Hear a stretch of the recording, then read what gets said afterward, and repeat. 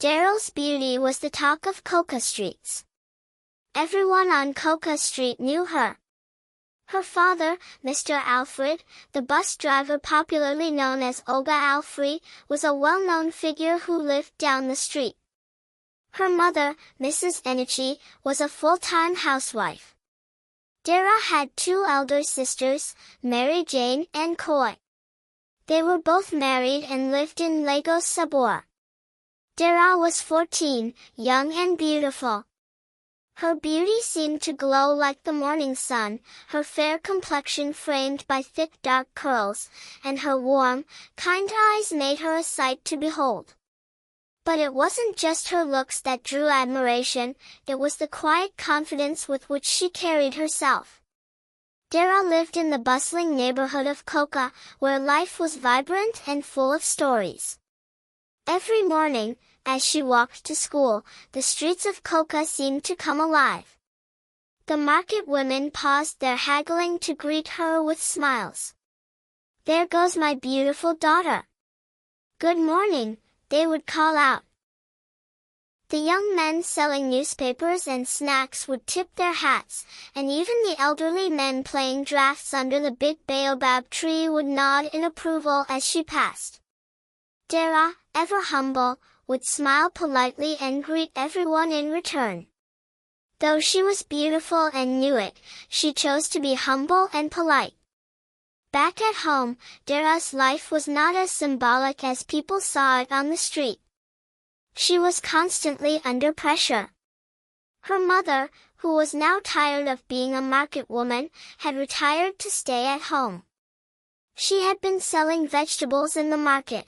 However, after the marriage of her first and second daughters, she decided to stop hustling. "For how long will one hustle?" Mrs. Enichi asked. "It's time for me to enjoy the fruits of my labor." But each time Mrs. Enichi visited her daughters, she returned home in tears. They had not given her as much money as she believed she deserved. "We are still starting life, Mama," said Mary Jane as she prepared to return from the birth of her second child. Mrs. Enichi had no option but to accept the little token her daughter had given her. She came back frustrated. All the things she had planned to do with that money had become a dead dream. From then on, Mrs. Enichi developed a special hatred for poor or average men. She blamed herself for being fooled twice. "How did these good-for-nothing men come here to marry my children? Was I even blind?" she would ask. She decided it was not going to happen again. "I must be a permanent fool if this kind of thing happens to me for the third time." Every time she had the opportunity to talk to Dara, she would explain her predicament. "Those women who are traveling abroad, do they have four heads? The women whose in-laws bought SUVs for them, do they have two heads? You are my last hope for enjoying the benefits of my labor," Mrs. Enichi told Dara. "Your sisters have failed woefully. You must not fail me." Dara, on her part, always felt her mother's pain and wanted to help. Most of the market women who hustled alongside her mother had moved to another level. Some of them, like Mrs. Odie and Mrs. Akona, had all started flying on another wing. Their levels had changed, and they made sure Mrs. Enichi knew by distancing themselves. Mrs. Suddy, "Of those days I even used to help, is now doing guy for me," she said. "The day I bumped into her at Koda Market, you needed to see how she greeted me, casually, not like the friend I used to know. She was even dangling her car keys at me. I was so happy to see my old bosom friend, but she seemed to be in a hurry. She did not even show any excitement at seeing me." All of this made Dara more determined to be the solution pot for her mother. At 15, she set her goal, to get a fiancé who would help her mother out of poverty and give her the life she desired. One day, on her way from school, she met a man called Nicholas. He was trying to drive out from Zanga fast food while Dara was standing, waiting for him to pass. But instead of driving out, he parked his car and walked toward her. Nicholas was obviously mesmerized by Dara's beauty. "Hey schoolgirl," Nicholas said as he approached. "Can I ask you a question?" Dara stopped. "Yes? I just wanted to ask if I can drop you off at your house." "No thanks," replied Dara. "Why not?" "I'm Nicholas and I live at Amen Estates."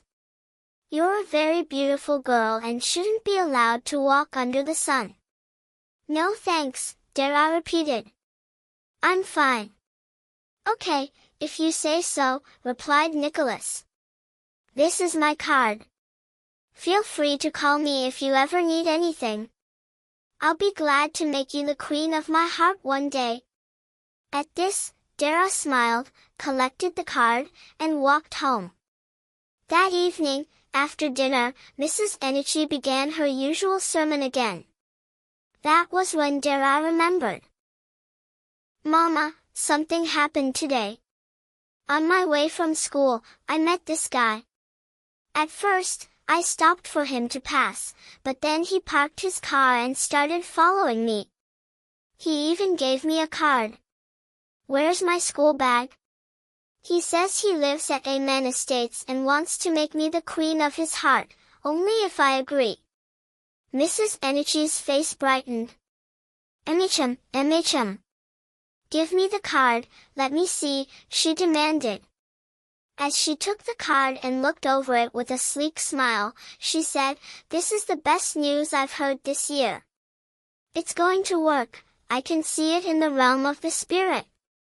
She danced around the sitting room. Afterward, she sat Dara down and gave her strategies. "See, do not snooze. This is your chance. Thank God tomorrow is Saturday, you must call him. Let's see what God can do for us from there." The next morning, Mrs. Enichi loaded her phone with airtime. "Oya, where is that card? Call the guy." Dara called Nicholas. "Hello, it's me, Dara, the girl you met on the road yesterday." "Hey, fine girl," Nicholas said. "Wow, and your voice is even the sweetest. When will I see your fine face again?" "We can meet tomorrow," Dara replied. "Okay. We can even meet this evening at Zanga fast food." Mrs. Enichi sat beside her, grinning, as she hung up the phone. Things moved quickly. From the first day they met at the fast food, everything escalated. Nicholas was skeptical about driving her home. "Wouldn't your mother shout?" he asked. "No, not at all," Dara said confidently. Most evenings, Nicholas picked her up after school for dinner dates. As days passed, Dara became more and more distracted at school. She had a group of loyal followers obsessed with her new story of being betrothed to a rich guy. "You don't know this girl," one of them said. "Her boyfriend has a house at Amen Estate. Many of them long to be like her." Nicholas dropped her at school most days, and whenever he wasn't available, he hired a boat. Then came the highest point. Nicholas proposed to Dara. It was a day she would never forget. He gave her a ring, a diamond ring, or so she thought. That same day, Dara packed her belongings and moved into Nicholas's house. Her father, Mr. Alfred, who was unaware of all that had been going on, began to notice her absence. "For 3 days now, I've not seen her. Where has she gone?" he asked. "There is a new development," said Mrs. Enichi. "A young man engaged her for marriage and will be coming on Sunday to see you." "Are you crazy or what?" Mr. Alfred shouted. "My daughter hasn't even taken her school certificate exams, and you're talking about marriage? You must be joking." By the time I return tomorrow and Dara is not in this house, you and I will wear one trouser."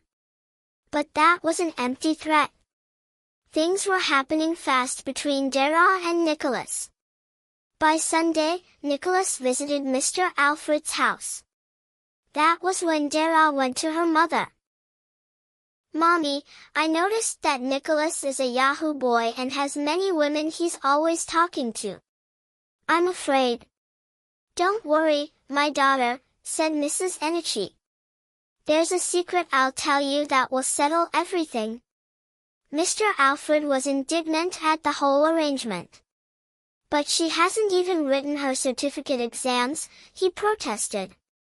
"Nico, my in-law, has already registered," said Mrs. Enichi. "Why are you making everything so difficult?" Mr. Alfred was confused and angry, but his friend, Mr. Gali, advised him. "If it's marriage she wants, let her marry. Just pray for her. That's all you can do." Later that week, Mrs. Enichi visited their residence at A Man Estate. "MHM, my in-law, you have a nice apartment and some fleet of cars. As your in-law, I deserve one," she said, grinning mischievously. Later that evening, when Nicholas left the house, Dara rushed to her mother. "Mommy, what's the secret you were talking about?" "My dear daughter, calm down. First of all, I want you to be pregnant. Then I'll get some charms you can use to make your in-law spend money on you anyhow you like. But you must always remember to give me my share." Dara nodded sheepishly. She was all in. A month later, Dara missed her period. She expected Nicholas to pay her bride price immediately, but each time she raised the topic, Nicholas changed the subject. This continued until she was 4 months pregnant. Dara constantly complained to her mother. "He still calls girls left, right, and center, and sometimes doesn't even sleep at home for days." "Have patience, my daughter," said Mrs. Enichi. "Marrying a rich man has its price." Dara believed her mother and waited for things to change. Then one day, exactly 4 months and 2 weeks into her pregnancy, Dara woke up to a note from Nicholas. "Dara, make you find your level. As for me, Nicholas, I don't move on. And I no go let anyone tie me down. I beg." Dara was bewildered. She took the letter to her mother's house. Mrs. Enichi was also dumbfounded. Together, they began to look for a solution. Coming back to the streets of Koka, unmarried and pregnant, was a thing of shame. Each time Dara went out, she covered herself so no one would notice. Many of her admirers were concerned. "It's like your daughter has finished her work," they would say to Mr. Alfred. But Mr. Alfred was just as confused. Finally, Mrs. Enichi decided they would sell the diamond ring and get a new lease on life. "You will give me my share, because I want to buy a car with mine." At the big jewelry shop, however, they discovered the diamond ring was fake. Mrs. Enichi almost fainted. That night, she sat with Dara to discuss the way forward. The rent at A Man Estate had expired, and they had no means of renewing it. The next morning, Mrs. Enichi bought an abortion pill and gave it to her daughter. "Drink it," she said. "It's normal. You have to bleed for the pregnancy to go out." Dara started bleeding and grew weaker by the hour. "Take me to the hospital," she pleaded. At the last moment, Mrs. Enichi decided to take her, but before they reached the hospital, Dara was dead. Moral of the story: this story teaches all mothers to focus on raising their daughters to be great and independent young adults, rather than forcing them into early marriages in the name of money.